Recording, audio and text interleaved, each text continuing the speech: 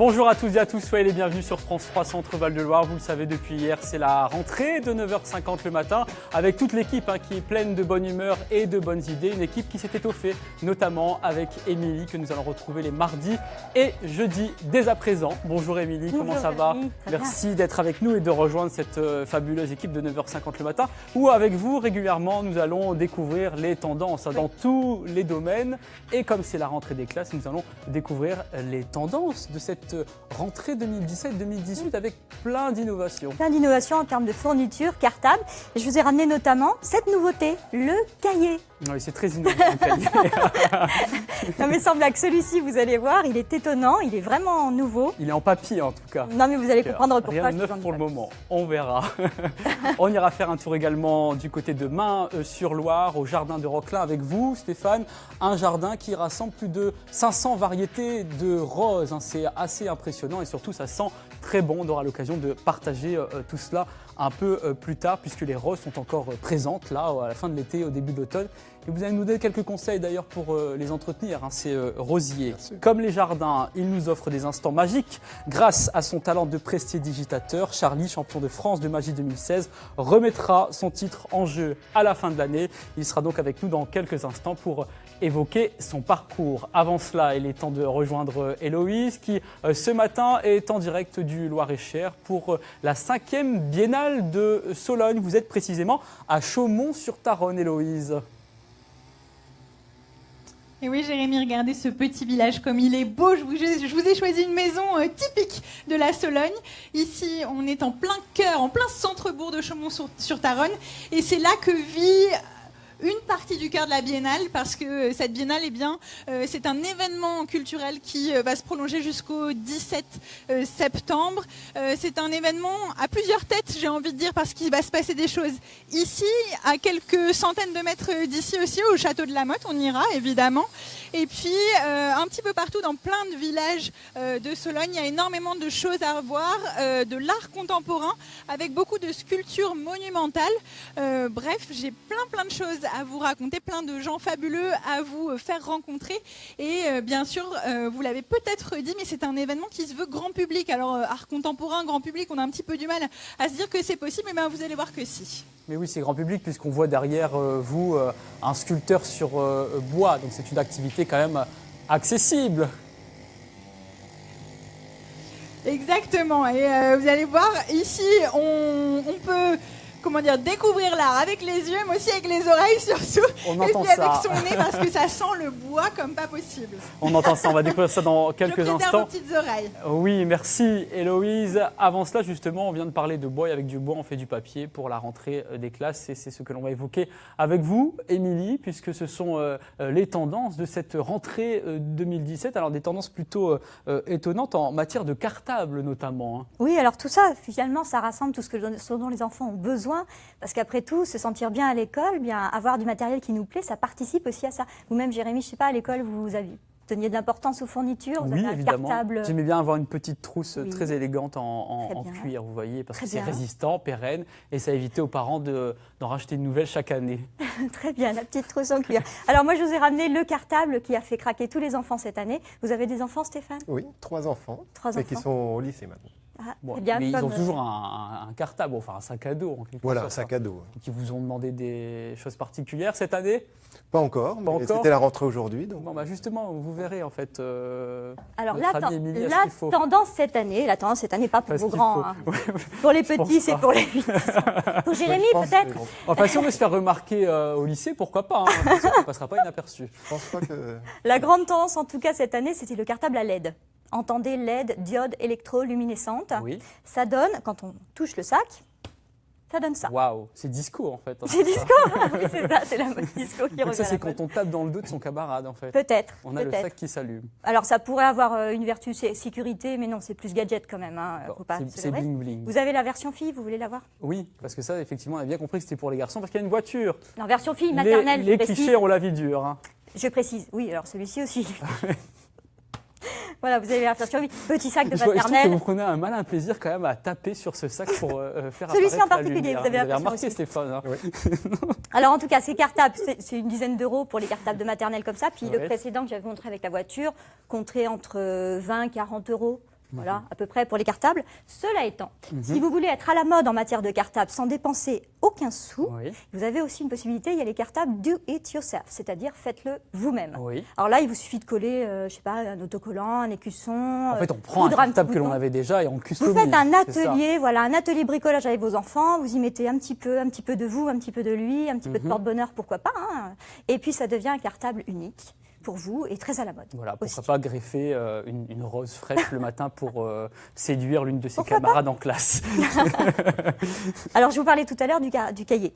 Oui. C'est une grande nouveauté cette année. Je vois que vous l'attendez avec impatience. J'y tiens à ce cahier.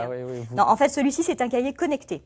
Il n'est pas vraiment une nouveauté de l'année. Ça fait déjà 2 ans qu'il existe, mais il est assez peu connu pour qu'il mérite. Et puis le numérique se développe. Donc c'est surtout que cette année, il a fait un gros carton dans des boutiques. Hein, donc on ne le trouve pas encore partout. Hein, c'est réservé un peu aux papeteries. Forcément, demain, il va faire un tabac. Pourquoi? Alors, quand on l'ouvre, vous allez comprendre.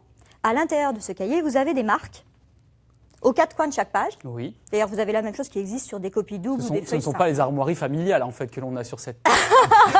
C'est le cahier du roi. Bon, Jérémy, c'est votre cahier. Nous sommes en Val-de-Loire. Non, ces 4 coins, aux 4 coins des pages permettent de flasher le cours avec une tablette ou un smartphone à l'aide de l'application qui est ici, que vous allez télécharger gratuitement. Extraordinaire quand même. Moralité, plus besoin de sortir 4 ou 5 sacs du cartable pour réviser. Tout est sur tablette. Et quand un camarade est malade, hop, en un clic, on peut lui envoyer le cours. Dommage, on ne pourra pas aller à l'école. Voilà, on ne peut plus se balader pour aller voir le camarade et échanger avec lui. Non. Du côté des fournitures, qu'est-ce qu'on a d'autre? On a des stylos, alors qui ne sont pas non plus une nouveauté, mais de plus en plus prisés par les familles. C'était très utilisé par les écoles depuis un certain nombre d'années. C'est le stylo ergonomique qui aide les tout-petits à démarrer dans l'écriture. Regardez pourquoi, vous allez comprendre. Mon stylo, là, il a une petite barrette en plastique, vous voyez, et qui permet de bien séparer l'index et le pouce pour placer correctement sa main et tenir correctement son... Vous aviez utilisé ça, vous, quand vous étiez plus jeune, Émilie? Je ne dis pas que vous êtes vieille, hein, mais quand vous étiez un peu non, plus mais jeune. là, en l'occurrence, du coup, en l'occurrence, ça n'existait pas. Merci, Jérémy. Vous avez la version du stylo ergonomique pour gaucher. Oui. Et le voici, le voilà. Je ne dis pas que vous êtes gauche non plus. Hein. Voilà, ce stylo. Alors voilà, je le mets comme ça volontairement, juste pour qu'on voit qu'il est légèrement biseauté, ce stylo. Il a une forme bizarre. Alors pourquoi il a une forme bizarre? C'est justement pour que les gauchers puissent... Voilà, le tenir correctement. Parce là, que vous son tenez avec la main gauche, hein, c'est ça, d'accord. Mais vous n'êtes pas gauchère. Non. Ok, super, c'est bien. Donc, ça à savoir facilite que le toutes quotidien. les fournitures se déclinent de plus en plus pour les gauchers, en règle, taille-crayon. Parce qu'on n'y pense pas, mais les tailles-crayons, quand on tourne dans un sens droitier. Oui, c'est comme les ciseaux. Si on les inverse, ciseaux, on est obligé de faire dans ça. C'est pareil pour les ciseaux notamment. Et ça se vend de plus en plus. On va poursuivre aussi avec une révolution quand même, toujours autour des cahiers. Toujours autour des cahiers et des couvertures, parce que c'est l'une des corvées de la rentrée pour les parents et elle va arriver d'ici peu. Il va falloir couvrir des piles de livres et de cahiers. C'est Stéphane, ça. Là, je crois que Stéphane déjà fait. Voilà. Tous les ans. Tous les ans. Bah, regardez, Émilie a une solution. Il y a une solution pour que vous passiez un bon week-end, tranquille, zen. Parce que regardez, les papeteries le font pour vous. Alors, il y en a dans toute la région centre, toutes les grandes enseignes de papeterie proposent ça maintenant. Pourquoi c'est rapide? Parce qu'ils le font avec une machine, comme vous le voyez là, sur les images. Et alors, du coup, vous obtenez, je vous l'ai ramené en plateau, cet agenda, vous voyez, qu'on voit à l'image. Vous obtenez une couverture solide qui va tenir dans le temps et propre. Voilà. Et qui couvre en fait la 2e et 3e de couverture. C'est-à-dire que l'intérieur en fait, des couvertures est protégé également. L'intérieur également, oui. Donc ça donne une rigidité, une solidité plus importante. Voilà, ça donne une solidité. Alors, je ne vous dis pas que c'est gratuit, effectivement, ça a un coût. Ça va être 0,99 par livre, donc presque 1 €, on va dire, pour les formats ordinaires. Il n'y a qu'un format... Le grand format qui est un petit peu plus cher à 2,50 €, mais regardez, c'est ce format-là. C'est quand même plus rare, ça. Très bien. On va poursuivre très rapidement avec une autre corvée pour les parents, puisque souvent, voilà, il y a toute une liste en fait, de choses à faire au moment de la rentrée, et pas seulement acheter les fournitures. La liste de rentrée, ça y est, elle va tomber cette semaine. Les écoles, les collèges, tout le monde va la distribuer. Alors, si vous voulez échapper à la cohue dans les magasins et aux larmes des tout-petits qui réclament tel et tel modèle, eh bien, les mêmes papeteries proposent ce service de vous préparer la liste de rentrée. Et cette fois, bonne nouvelle, c'est gratuit. Bon, super. Et après la liste de fournitures, il y a une autre corvée à la maison, ce sont les devoirs. Vous avez des souvenirs aussi, Stéphane, avec les enfants qu'il faut accompagner. C'est pas toujours évident d'ailleurs, Émilie. Non, c'est pas. Justement, les devoirs à la maison, c'était comment vous, Jérémy? Moi, je les faisais tout seul, en fait, comme un grand garçon. Je rentrais, je me posais sur mon bureau, je travaillais tout de suite. Pour profiter ensuite de ma soirée. C'est super ça, maintenant, c'est le chef. Il faut avoir que des enfants comme ça. Alors, allons-y.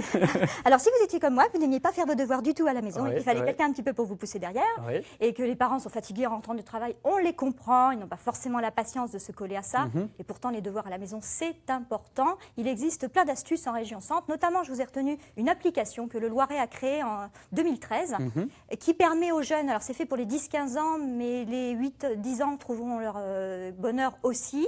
Pour les 10-15 ans, ils trouveront des applications, alors des exercices corrigés, des schémas virtuels. Très bien. On va la télécharger, on va regarder toutes les fonctionnalités qui sont proposées par cette application. Merci beaucoup, Émilie. Il est temps de rejoindre Héloïse qui ce matin est dans le Loir-et-Cher pour la Biennale de Sologne. C'est la 5e édition qui va commencer. Héloïse, vous êtes donc précisément dans le village de Chaumont-sur-Tharonne, un très beau village. C'est champêtre autour de vous, c'est le moins qu'on puisse dire. Hein.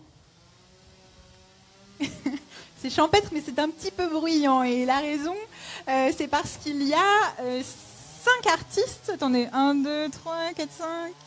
Oui, c'est ça, il y a 5 artistes qui sont en train de créer, en fait, sous les yeux du public, jusqu'au 17 septembre, des sculptures monumentales en bois. Il y a évidemment Louis qui est en train d'en façonner une. Regardez, c'est juste derrière. Il a coupé sa tronçonneuse juste le temps de nous parler un petit peu, Louis. Comment ça avance déjà? Vous avez commencé quand? Mais là, ça traîne un peu puisque je me suis arrêté. Là, c'est terrible. Voilà. Bon. Faudra faire des heures sup ce soir, c'est pas grave. Voilà, non, mais je pense que j'ai largement le temps. D'accord. Normalement, on verra ça la semaine prochaine. D'accord. Parce que parfois, on croit que ça va vite et puis c'est pas une science exacte. Hein. 10-15 jours pour façonner. 2 semaines. 2 semaines, c'est bien. Ah ouais, c'est bien. Ouais. Généralement, c'est le temps que vous utilisez, vous, chez vous, quand vous devez façonner aussi du bois, sculpter dans le bois? C'est pas pareil, parce qu'ici, on est aussi là pour répondre à des questions, comme vous, par exemple, ou les gens qui passent, parce que ça fait partie de... C'est une sorte d'animation.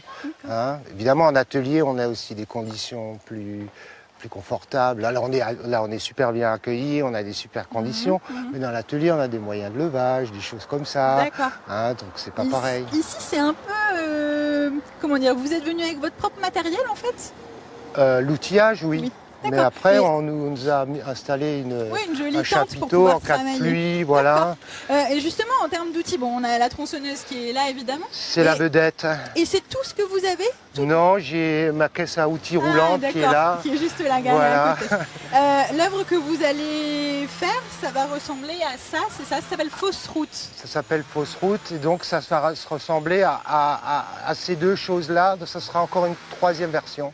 En fait, ce ne sera pas la copie de ça, ni l'agrandissement de ça et de ça, ce sera encore une autre chose. Ok, vous allez procéder de quelle manière?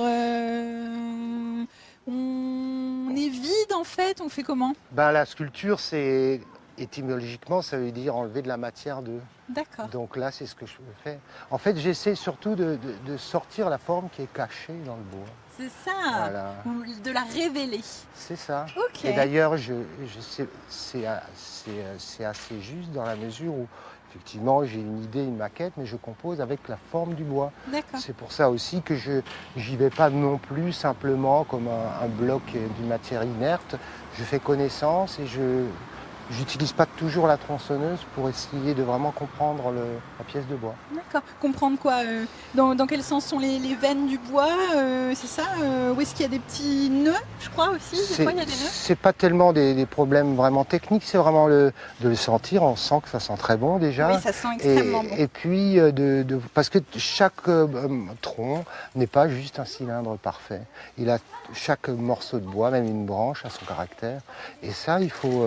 moi, je joue avec. Alors, on peut le considérer juste comme un bloc de matière et puis appliquer une chose dedans, mais moi, je considère ça comme une rencontre avec un matériau. Chaque sculpture est une rencontre. D'accord. Et au dehors du matériau, c'est une rencontre avec un lieu aussi ici. Effectivement. Et un territoire, des gens. Eh ben, on va revenir vous voir, Louis. On va surtout vous laisser travailler un petit peu. C'est du pain Douglas. C'est du pain, non. C'est du pain. C'est du pain tout court. Alors Ok. c'est peut-être, je pense, c'est du pain local. Donc c'est du Pinus solonius à mon avis. Pinus solonius, c'est ça.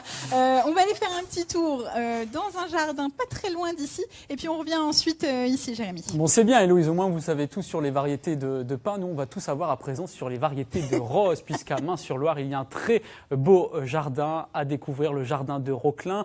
Avec vous, Stéphane, vous êtes le créateur, propriétaire et jardinier, quasiment l'unique jardinier en fait de ce jardin. C'est le paradis des roses anciennes. Pourquoi vous avez fait le choix en fait de la rose ? En fait, j'ai travaillé chez André-Ève une dizaine d'années à Pithiviers, qui est spécialiste en roses anciennes. Oui. Et il m'a transmis sa passion des roses. Et ayant acheté avec mon épouse la ferme de Roclin comme habitation, il y avait un petit peu de terrain, il y avait 6 hectares. Et voyant que la terre était vraiment très bonne, ça m'a donné envie de planter et de créer un jardin, un grand jardin. Alors un jardin en plus à l'anglaise, hein. Vous avez fait le choix alors on va rappeler quand même ce qu'est un jardin à l'anglaise, un jardin à la française. À l'anglaise, on va dire c'est un peu plus sauvage, ça se rapproche plus de la nature en fait, c'est ça. Voilà, Parce que ça. la nature nous offre au naturel. Voilà, ça allait mieux avec le style d'une ferme. À la française, un jardin à la française se prête mieux près d'un château. Mais c'est vrai que près de la ferme de Roclin, un jardin à l'anglaise s'y prêtait beaucoup mieux. Et en plus, c'est mon choix, hein. Je préfère le style à l'anglaise qu'à la française. C'est quoi la différence entre les deux, du coup? Alors, un jardin à la française, tout est droit, rectiligne. Et un jardin à l'anglaise, vous avez beaucoup de courbes, de mélanges de plantes. Souvent Rien avec n'est de droit. l'artopierre, du buis, etc. En fait, hein. C'est vrai que c'est ce que l'on retrouve dans le jardin à la française. Hein. Voilà, oui. Pourquoi vous avez, est-ce que vous savez finalement d'où vient la rose? Parce que voilà, on se dit qu'il y a plein de roses en France, on voit les rosiers, etc. Mais est-ce que vous savez d'où vient cette fleur? Alors la rose, c'est très ancien, hein. Avant, les Égyptiens déjà avaient des roses. Et les Romains ont commencé à cultiver les roses. Alors ce sont des variétés anciennes que vous avez, je l'évoquais tout à l'heure, vous me parlez du temps justement, et notamment des Romains. Pourquoi on les qualifie en fait vraiment d'anciennes? Parce que elles remontent à plusieurs centaines, voire milliers d'années. Voilà, oui. Donc c'est pas très précis pour la date de transition entre les roses anciennes et les roses modernes. Mais on dit à peu près vers 1930. À partir de 1930, c'est plutôt du rosier moderne, et avant 1930, la rose ancienne. Mais comment on distingue les deux? Parce que c'est vrai que C'est par rapport à la date de création, en fait, hein. Ah, c'est la date de création en fait du rosier et de la rose en fait. C'est-à-dire Voilà. qu'il faut vraiment, finalement, lorsqu'on voit une rose comme ça, connaître son histoire pour savoir si c'est une rose ancienne ou une rose moderne. Voilà, il faut connaître son histoire, car il y a certains rosiéristes anglais, par exemple, Oui. comme David Austin, qui a créé des roses style ancienne, mais comme elles ont été créées récemment, on les considère comme modernes. Alors, puisque vous parlez justement des Anglais, toutes les roses portent des noms qui viennent des quatre coins de la planète, en général, qui évoquent tout un imaginaire, des souvenirs, etc. Savez-vous à chaque fois comment ces noms étaient transmis? On ne sait pas toujours, hein, pourquoi tel nom a été donné à telle rose, mais souvent, beaucoup ont donné le nom de leur rose à par exemple, à leur jardinier, ou à le nom leur de leur femme, épouse, ou enfin, le voilà, prénom de leur épouse, compagne, d'accord. voilà, ou à une personne illustre. Est-ce qu'il existe une rose Émilie?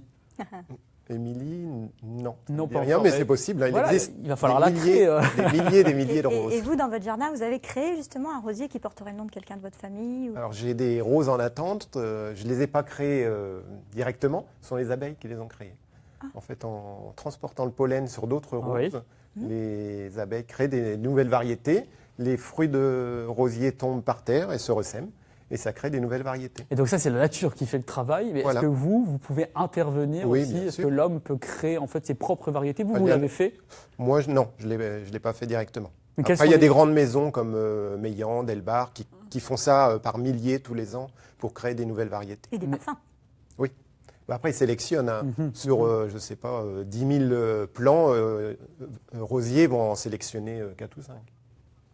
Alors, je le disais tout à l'heure, c'est presque la fin de l'été. Malheureusement, dans quelques semaines maintenant, il faut prendre soin des rosiers avant l'entrée dans l'hiver. Quel est l'entretien plutôt qu'il faut apporter là en plein mois de septembre? Bon, à cette époque-ci, on taille encore les fleurs fanées de façon à avoir une nouvelle remontée qui peut, si le temps le permet. Si on n'a pas de gelée, par exemple, jusqu'à octobre, début Voilà, novembre, octobre, en fait, début novembre. on peut encore avoir de nouveau des roses en fait Des si on roses, les voilà. taille. Oui. Comment on taille en fait une rose? Parce que là, vous avez apporté en fait quelques roses ici. Si on veut l'accueillir, par exemple, et la mettre dans un beau vase comme vous l'avez fait là, on coupe pas ça n'importe comment.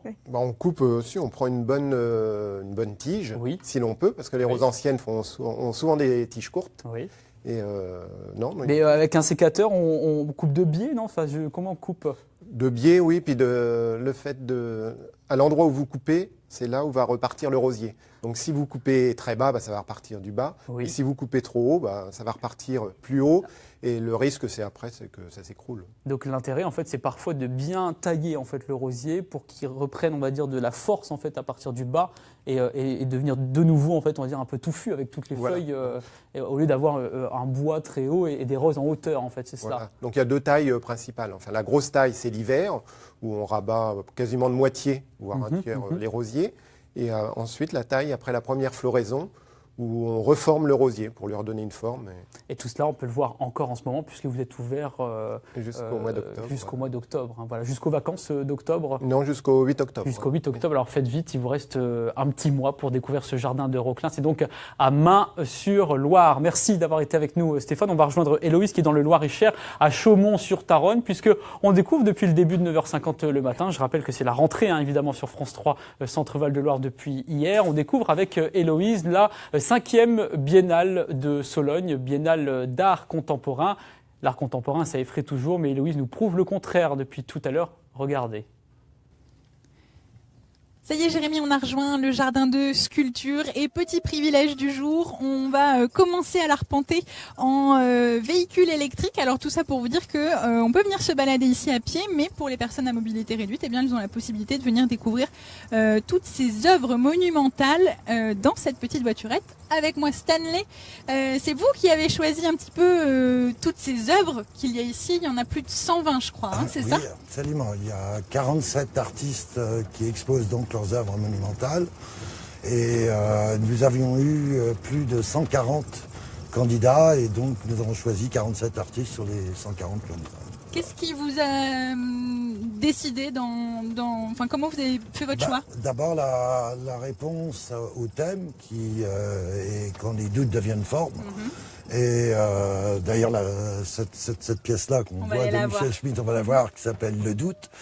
Et donc la réponse et puis le travail des artistes, on voulait absolument que les pièces répondent à ces thèmes avec la forme, la couleur, les matériaux, de telle façon à ce que les visiteurs ne puissent pas être trop effrayés par la sculpture monumentale. Le but, c'est quand même d'en faire un événement grand public, faire en sorte que les gens viennent découvrir l'art contemporain. Il ne faut pas oublier que nous sommes en Sologne, donc en région centre.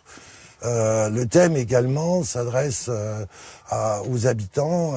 Ils peuvent douter de leur capacité à évaluer une œuvre et en se promenant ici, ils s'aperçoivent que c'est assez facile à appréhender. C'est vrai. Voilà. Merci beaucoup Stanley, je vais aller rejoindre Michel Schmitt. Il nous attend juste ici à côté de son œuvre. Bonjour Michel. Bonjour. Alors on est face à un gros doute de ce que j'ai compris. C'est le nom de votre œuvre d'art, c'est ça? Le nom complet, c'est un gros doute transpercé par une certitude. Superbe. Fait pour l'occasion ou il est un petit peu plus Non, c'est le nom d'origine. D'accord. Alors c'est sculpture en métal. Vous, c'est le métal? Oui, enfin l'acier. L'acier. Vous avez travaillé ça comment? Je vois qu'il y a des jointures là qui apparaissent. Au départ, les morceaux sont découpés. D'accord. Après formés. À froid quand les formes sont simples ou à chaud quand elles sont un peu plus complexes. Et puis ensuite, c'est assemblé et soudé. D'accord. Le doute, c'est un thème qui vous va bien? C'est un thème que j'affectionne, ouais. Bon, déjà parce que je doute personnellement beaucoup. Comme tout artiste, non? Un artiste, il doute tout le temps, non? Oui. Mais en plus, je trouve que ces pièces du doute sont nées d'un croquis que j'avais fait, qui ressemblait, qui avait la tête de la prochaine pièce qu'on va voir. Et je trouvais c'était un dessin qui donnait une impression de sagesse. Et comme je trouve que le doute est une forme de sagesse, vous êtes dit j'ai décliné le thème. D'accord. Alors justement, on va aller voir la deuxième œuvre que vous avez exposée. Alors il y en a d'autres, hein. Il y a des plus petites un peu ailleurs. Il y en a des petites là dans le Barnum, oui. D'accord. Qui elles sont pas sur le thème du doute, c'est des libérations. D'accord. Un personnage qui se libère de la tôle dont il est issu. D'accord. Toujours la tôle, vous travaillez toujours la tôle. Oui. Pourquoi? Vous savez? Non, je sais pas. Vous n'avez pas des réponses à tout. Il doit y avoir un atavisme parce que mon nom de famille c'est le forgeron en allemand. Quoi. Ah oui, donc ça doit forcément venir de là. Ça aussi, c'est une autre interprétation du doute. Voilà. Pourquoi? Pourquoi cette interprétation-là? Bon, c'était l'idée d'avoir justement d'une pièce qui se redresse lorsqu'on essaye de la coucher ou de la terrasser. Quoi. Comme on terrasse le doute. Ça veut dire qu'elle est mobile, c'est ça? Elle est mobile, oui. Je peux y aller? Je la pousse? Allez-y. J'ai le droit? Ouais. C'est chouette ça, qu'on puisse quand même toucher une œuvre sans aucun problème. Ah oui, elle tourne même. Bah oui. D'accord. Bon bah super. Et alors ça? Pareil, c'est Non. vous qui avez imaginé la... Oui, bon, on peut faire plus fort. Hein. On peut faire plus fort. Et généralement, vous en créez beaucoup des œuvres qui bougent comme ça? Oh, pas très souvent, non, parce que c'est vrai que ça... Bon, ça va, parce que elle bouge. Il n'y a pas de mécanisme, disons. D'accord. Mais j'ai fait des pièces qui avaient des aspects mécaniques. Et c'est pas facile, quoi. D'accord. Parce que j'ai vendu une pièce à des clients, la pièce tournait bien. Elle devait tourner avec le vent, mais après elle faisait du bruit. Alors il a fallu changer le mécanisme pour qu'il fasse moins de bruit. Après elle tournait plus assez. Bon, c'est un peu compliqué. Bon, ici, elle bouge bien, les gens vont pouvoir s'amuser avec. Ouais. Un dernier mot sur votre présence ici à la Biennale de Sologne. Ça représente quoi pour vous? Ça représente, moi ça me plaisait de participer à un événement de cette envergure. Le fait qu'on soit en milieu rural, loin des grandes villes. Oui, moi je vis aussi en milieu rural, donc voilà. ça me dérange pas trop. Ça marche. Et vous attendez quoi justement de cet événement-là? Rencontrer les gens, un peu le public? Voilà, rencontrer les gens, oui, le public, les artistes. Vous allez questionner un petit peu les artistes qui sont autour, voir comment ils travaillent? Ça, c'est déjà fait pendant le vernissage, surtout. C'est vrai que là, il n'y en a plus tellement. Quoi. D'accord. Bon, ça va revenir, regardez, il fait beau. Ouais. Merci beaucoup Michel de nous avoir accueillis à côté de vos œuvres. Il y en a plein d'autres à voir évidemment, mais nous on va retourner du côté de la place du village. Merci Héloïse, on va se retrouver dans une poignée de secondes. D'ailleurs, ce que l'on voyait là, cette œuvre, le culbuto, nous a rappelé bien des souvenirs en plateau avec Émilie, parce que ça existe aussi en version enfant, en fait, ce jeu, vous vous souvenez? Oui, les jouets d'ailleurs anciens vont revenir très à la mode. Oui, ça fera peut-être partie des tendances des peut-être. prochaines émissions. Peut-être pas en métal, c'est peut-être un petit peu dangereux pour les jeunes enfants. Mais... C'est sûr. Est-ce que tous les deux, quand vous vous baladez dans la nature, vous écoutez le chant des oiseaux? Oui. Oui, bien sûr, oui. Vous savez reconnaître, par exemple, le nom de telle ou telle espèce en fait, qui chante? Certains, mais trop peu. Eh bien, saviez-vous justement que celui qui enregistre le son de ces volatiles est un audio-naturaliste, c'est un vrai métier. On en a rencontré un justement à Amboise. On a assisté à son travail. Il s'agit de Boris.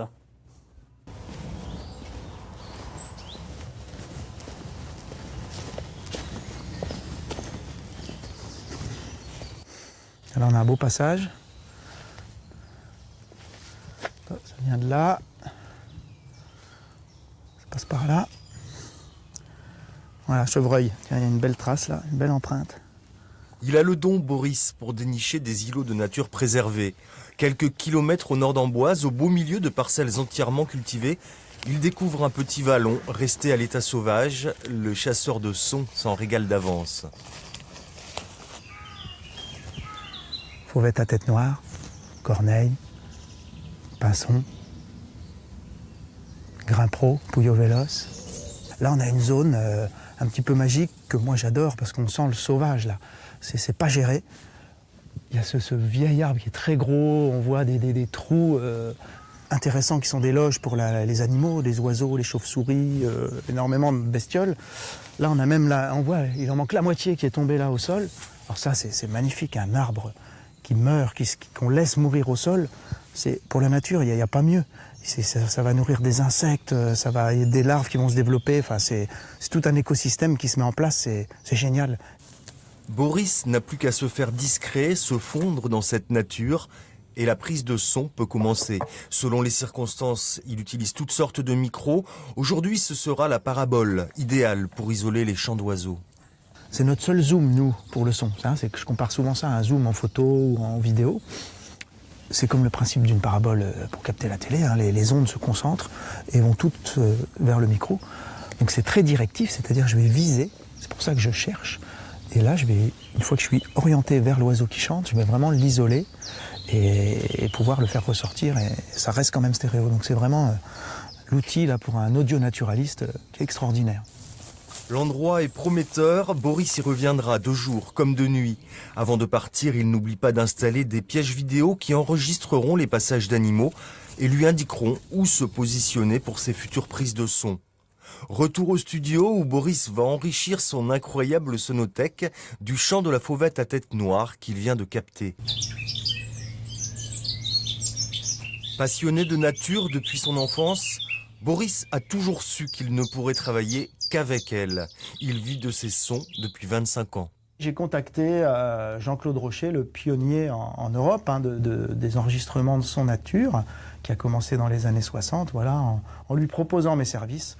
Il a accepté tout de suite et voilà, j'ai passé de longs mois dans les Alpes chez lui à apprendre. Finalement, c'est lui qui m'a donné accès au matériel, au montage, à la prise de son. Et j'ai su tout de suite que c'est ce que j'allais faire. Voilà. Audio naturaliste reconnu, Boris aujourd'hui ne manque ni de travail ni de projet. Il vient de consacrer 1 an à la sonorisation du long métrage La Vallée des Loups, puis à celle de l'exposition Ours au Muséum d'Histoire Naturelle de Paris. Il collabore également avec des artistes. Une création sonore sur le thème de la Loire est en cours avec l'ensemble Jacques Moderne. Voilà, maintenant vous n'allez plus écouter le chant des oiseaux de la même manière lorsque vous baladerez en forêt. Et c'est votre cas aussi, parce que vous étiez assez surpris finalement de ces enregistrements. On va rejoindre Héloïse, puisque vous le savez, depuis tout à l'heure, nous découvrons la Biennale de Sologne, grande manifestation de sculpture monumentale contemporaine. Vous êtes à Chaumont-sur-Tharonne, dans le Loir-et-Cher. Héloïse, et derrière vous, il y a un très beau château d'ailleurs. C'est l'église du village en fait. Nous sommes place Louis Blériot. On fait des petits sauts de puce. Hein. Vous avez vu Jérémy entre le château de la Motte et le centre-bourg parce que c'est espacé de quelques centaines de mètres. Ici, il se passe plein de choses. Hein. On a plein d'artistes qui sont en train de sculpter sur bois et c'est pour ça qu'on s'est mis ici. Regardez, il y a un peu toutes les chutes de bois en fait qui restent ici. Alors, Elisabeth, vous êtes la vice-présidente de l'association Sculpte en Sologne. Vous gérez cet événement. Ils ont un intérêt, elles ont un intérêt ces chutes de bois en fait. Bien sûr, puisque nous allons avoir pas mal d'enfants qui vont venir, des enfants des écoles avec leurs institutrices. Et puisqu'on a la chance d'avoir un atelier en plein air, tous ces enfants vont aller sentir ces morceaux de bois qui sentent merveilleusement bon. Et qui sont superbes en plus. Voilà, c'est du séquoia, c'est très beau. Ouais. Ils vont tous repartir avec un morceau de bois chez eux. Et peut-être qu'ils vont commencer à sculpter chez eux aussi. Pourquoi on va peut-être créer des vocations. Exactement, c'est le but de la manœuvre. C'est vrai, c'est le but de la manœuvre.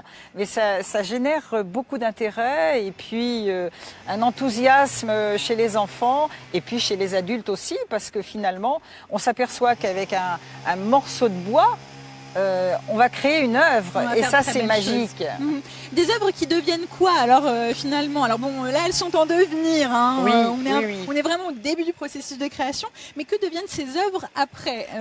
Il y a un prix qui va être remis à la fin. Voilà, le prix Léonard qui est donc attribué à celui qui va gagner. Il va y avoir un vote avec un jury. D'accord. Et puis ces œuvres, on va celui qui va gagner, bien sûr, il a une récompense.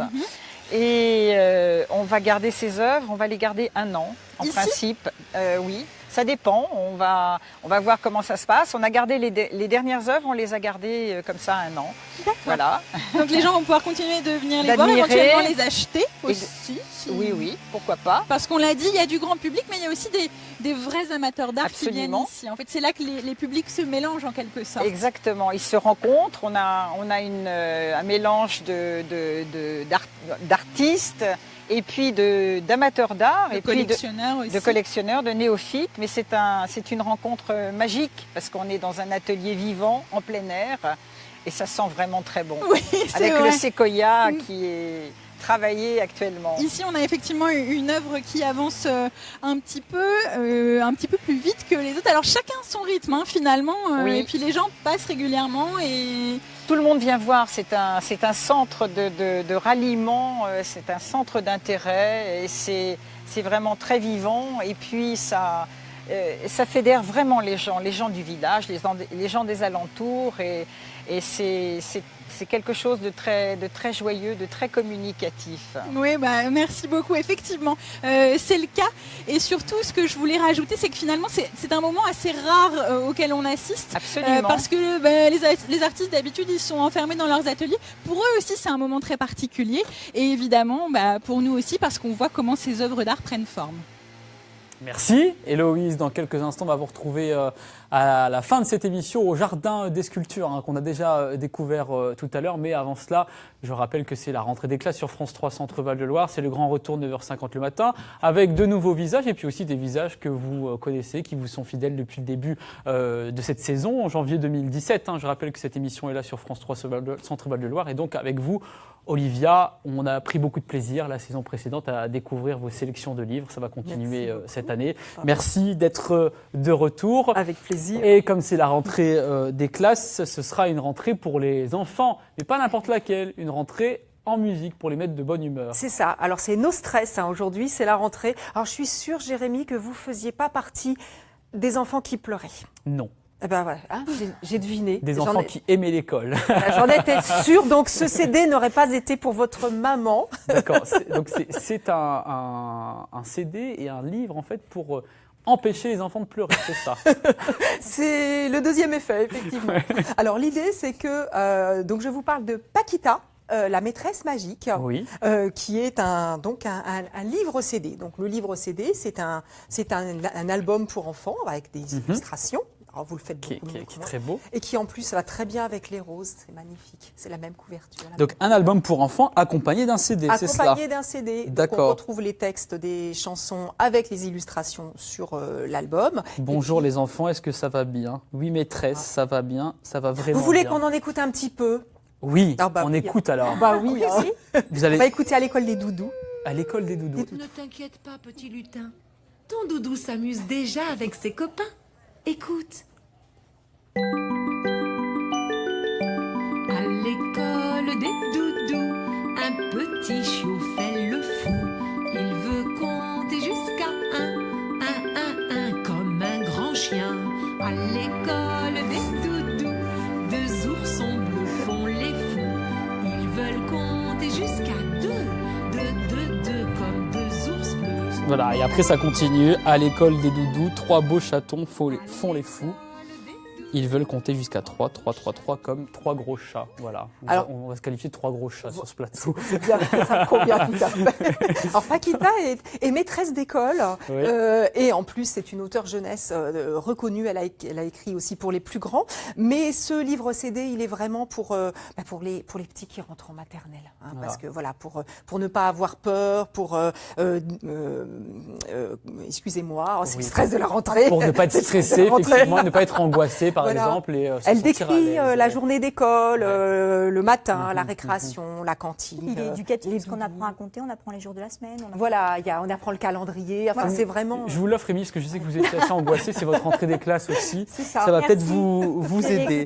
Donc c'est Paquita, la maîtresse magique aux éditions Nathan. Cette maîtresse, elle est un peu magique aussi. C'est un peu une fée aussi, donc forcément la rentrée, ça va être. Mais comme toutes les maîtresses. Voilà, une nouvelle édition pour ce Paquita, donc édition 2017. Et puis aussi, lorsqu'on rentre à la maison le soir, parfois il y a un petit peu de tension, évidemment, parce que chacun est épuisé de sa journée. Et puis on l'a entendu tout à l'heure, c'est un moment à la rentrée où il faut qu'on prépare plein de choses. Il y a tous les papiers, toutes les activités pour les enfants. Et donc vous avez aussi un remède pour ça. Ah ben oui, nous on a toujours des remèdes. C'est la relaxation en famille, à la maison. Alors je vous ai trouvé un CD parce que j'ai des collègues à la bibliothèque de Saint-Jean-de-la-Ruelle qui sont formidables et qui m'aident beaucoup. Dans le Loiret. Dans le Loiret, à préparer cette émission. Et voilà.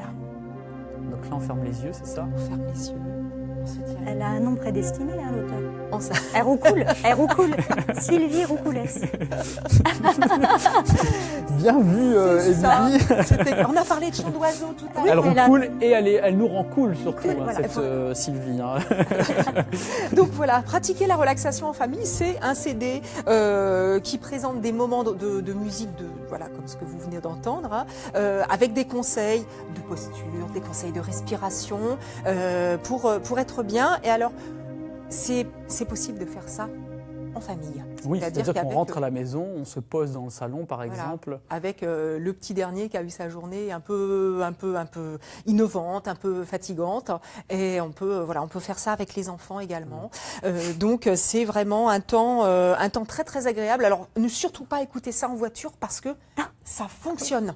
Oui. Vraiment. Oui, on a envie de fermer les yeux, on a envie d'être bien. Et Sylvie Roucoulet, c'est quelqu'un qui a vraiment une expérience importante sur le bien-être, le yoga, la relaxation. Et c'est pour ça que ça fonctionne parfaitement, évidemment. C'est pour ça que ça fonctionne. A réalisé cet ouvrage avec brio. Donc, pratiquer la relaxation en famille. Épanouissez-vous ensemble, donc de Sylvie Roucoulet. Celle qui est cool, évidemment, c'est Héloïse, chaque matin dans 9h50 le matin sur France 3, Centre Val de Loire. Ce matin, grâce à elle, on découvre la 5e biennale de Sologne, une grande biennale avec des œuvres monumentales contemporaines. Et d'ailleurs, Héloïse, vous avez rejoint le Jardin des Sculptures. Voilà Jérémy, on est de retour dans ce jardin de sculpture ici au château de Lamotte de Chaumont-sur-Tharonne. Et je vais rejoindre Pierre Yermia, c'est l'un des artistes qui expose ici. Merci beaucoup de nous accueillir juste à côté de votre œuvre, même s'il y en a plusieurs à vous. Vous êtes un habitué, vous, ici, de cette biennale? C'est la 3e biennale à laquelle je participe, oui. C'est un endroit merveilleux, l'accueil est très agréable, très chaleureux. C'est l'opportunité pour nous de montrer, les artistes, donc pour montrer des grandes œuvres dans un cadre naturel, de rencontrer le public, d'avoir des échanges et puis d'avoir aussi les échanges très enrichissants avec les artistes aussi. Qui sont aussi un petit peu sur place. Alors, cette œuvre-là, figure allongée monumentale, c'est ça? Oui. C'est une œuvre que vous avez mis du temps à créer finalement? Alors en fait oui, celle-ci en particulier parce que je l'ai commencée il y a bien longtemps et j'étais pas satisfait du résultat. Je l'ai reprise maintes fois au cours des ans et puis jusqu'à ce qu'elle soit aboutie et qu'elle atteigne son seuil de maturité. Après quoi j'ai décidé de la mouler et d'en faire l'édition bronze. Elle est très particulière. Je reprends donc le thème de la figure allongée, qui est un thème très classique.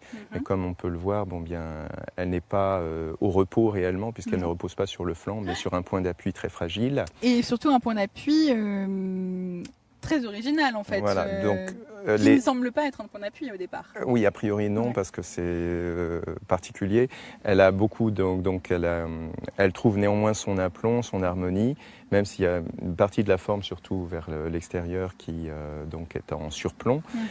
Donc techniquement, et en effet, j'avais beaucoup d'écueils techniques à résoudre parce qu'il y a des questions d'équilibre, de poids, que j'ai résolu petit à petit. Le bronze permet aussi cette facilité d'avoir des points d'appui très fragiles.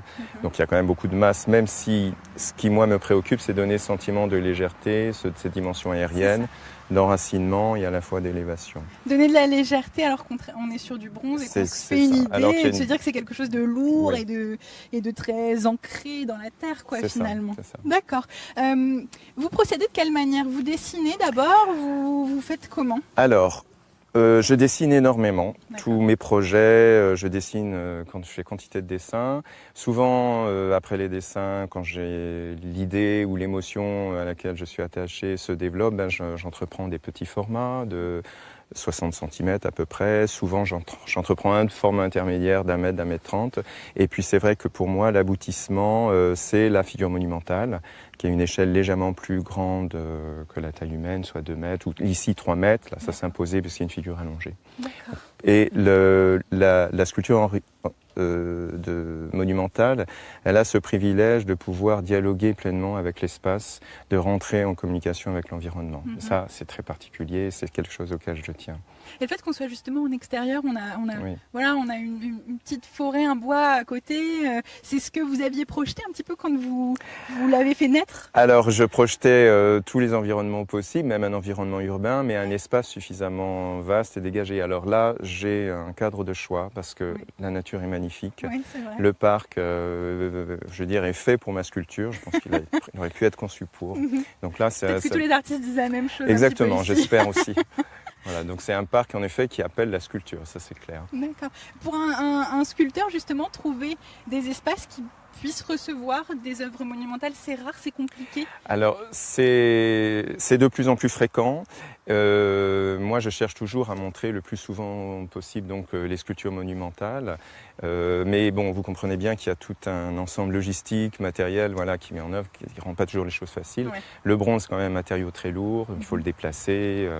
Il y a aussi beaucoup de questions financières aussi qui entrent en jeu pour la réalisation du bronze. Donc pour moi, c'est une opportunité rare, mais que j'apprécie énormément. Et opportunité que vous avez saisie aussi pour amener d'autres pièces. Alors, vous n'êtes pas le seul, il y a plein d'autres artistes qui amènent plusieurs de leurs œuvres. Dites-moi simplement, ici, on a encore un travail sur les points d'appui. Alors là, toujours sur l'équilibre, mais de toute façon, les équilibres précaires, c'est vraiment ma signature. C'est-à-dire toutes mes pièces, elles ont toujours ce rapport avec l'équilibre. Donc là, on voit, j'ai quelques pièces de taille moyenne, donc d'1m30, 1m50.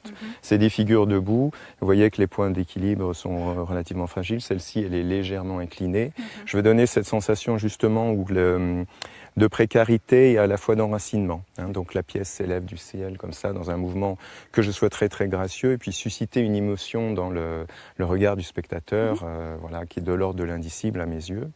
Et toujours de donner un élan très vital, très organique. Moi, ce qui m'occupe beaucoup, c'est donner une dimension très apaisante, très humaniste dans la sculpture.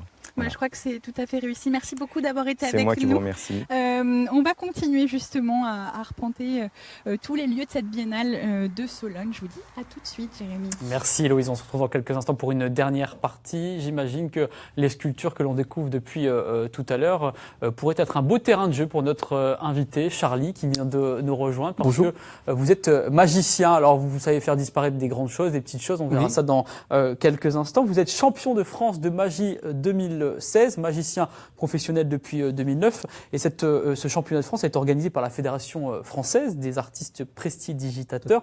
Comment vous avez été sélectionné pour participer à ces championnats ?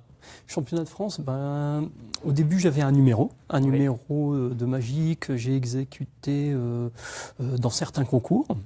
Ensuite, j'ai rejoint l'équipe de France de magie avec certains coachs professionnels qui m'ont encadré et qui m'a permis d'améliorer mon numéro. D'accord. Et du coup, ils m'ont demandé de faire les championnats de France de magie. Et avec quel tour, justement, vous avez remporté ce championnat de France 2016 ? C'est un numéro, donc ce numéro s'intitule Le Maître du Temps. Il a une durée à peu près de 8 minutes 30. Oui. Donc c'est le numéro, il est dans l'époque 1900.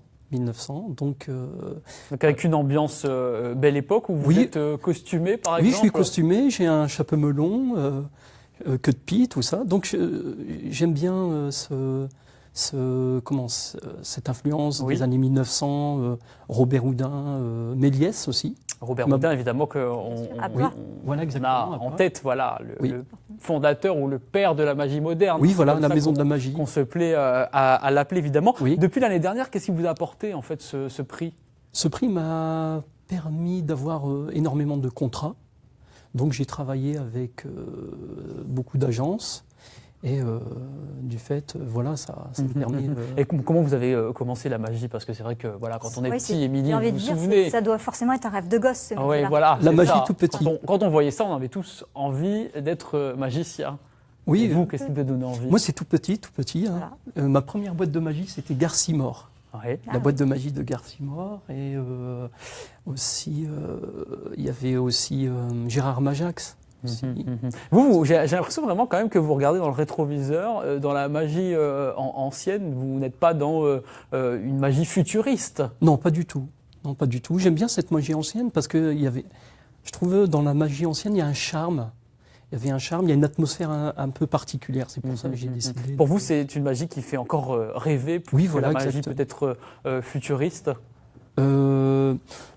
Les deux sont bien, mais moi j'ai décidé de choisir. Le moteur de votre numéro, les Maîtres du Temps, vous jouez sur quel effet ? Il y a révélé du numéro. Il y a des effets avec des horloges. Il y a des horloges qui apparaissent, qui disparaissent. Je joue aussi avec la lumière. Donc, vous êtes seul en scène ou vous avez des assistantes ?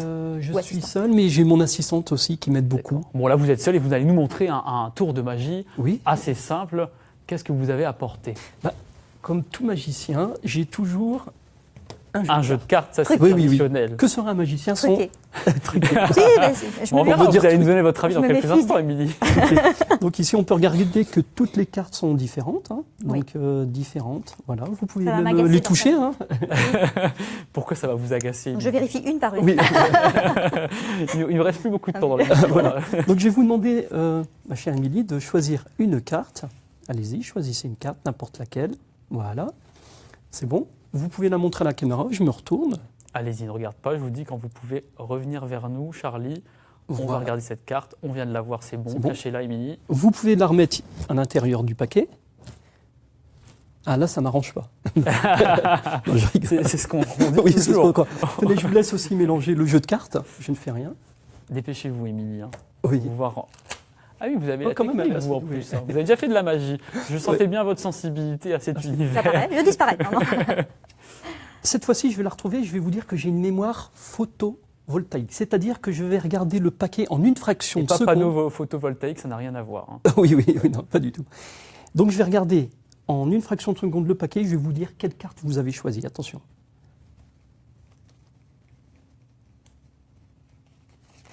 Quel silence. As de carreau. Mais en fait, je me souviens plus, j'ai pas regardé. C'était bien ça.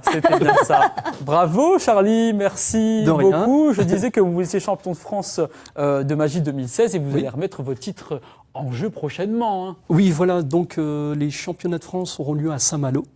Donc ça sera du 29 septembre au dimanche 1er octobre. Voilà, il vous reste encore quelques semaines et c'est pour ça qu'on pour savourer. Partager avec vous cette année que vous venez de vivre grâce à ce titre de champion de France de magie 2016. Merci d'avoir été avec nous. On va rester évidemment en plateau dans quelques instants avec vous, mais avant cela, on va rejoindre Héloïse qui, ce matin, donc je le rappelle, est à Chaumont-sur-Tharonne dans le Loir-et-Cher. Avec vous, on prend plaisir vraiment à découvrir l'art contemporain sous un autre jour. Hein. C'est vraiment l'objectif de la Biennale de Sologne. Oui, et vous avez jusqu'au 17 septembre pour en profiter. Vous n'avez aucune excuse parce que c'est quand même pas très loin d'Orléans, hein, Jérémy, donc il faudra venir jusqu'ici. Surtout que vous allez pouvoir voir le travail de tous ces artistes évoluer et prendre forme vraiment. Donc vous pouvez venir une fois, deux fois et ce sera jamais pareil. Vous pouvez aussi aller au jardin de sculpture et puis sachez qu'il y a disséminé un petit peu partout dans 13 villages tout autour de Chaumont-sur-Tharonne des œuvres d'art à découvrir. On l'a dit, c'est vraiment un événement tout public. Donc n'hésitez surtout pas à venir. Et puis il y a plein de petites galeries qui ont ouvert, des galeries temporaires dans le village ici à Chaumont-sur-Tharonne. Et puis Jérémy, je vous ramène un petit souvenir au cas où si vous n'avez pas le temps de venir jusqu'ici. Mais je viendrai avec grand plaisir puisque vous évoquez Orléans. Effectivement, le studio de France 3 Centre-Val de Loire est à Orléans. Donc nous ne sommes pas très loin. Avec grand plaisir, Héloïse, en tout cas, on vous retrouvera dès demain puisque maintenant 9h50 le matin est présent du lundi au vendredi. Plus de trêve le mercredi. On sera là avec vous en direct dès 9h50. Soyez au rendez-vous. Émilie, on va vous retrouver jeudi. Et puis vendredi, si vous êtes nostalgique, eh bien, vous verrez les meilleurs moments de cette émission. D'ici là, n'hésitez pas à vous connecter sur les réseaux sociaux, sur la page Facebook France 3 Centre-Val de Loire, sur la chaîne YouTube et puis également sur le site internet tout simplement de la chaîne pour voir et revoir les meilleurs moments de cette émission et puis aussi le journal d'information régional. Ce sera donc tout à l'heure à partir de midi. Excellente journée sur France 3 Centre-Val de Loire. Merci Charlie d'avoir été avec nous, et Émilie aussi d'avoir été avec nous pour cette première émission. Voilà, excellente journée et à demain matin.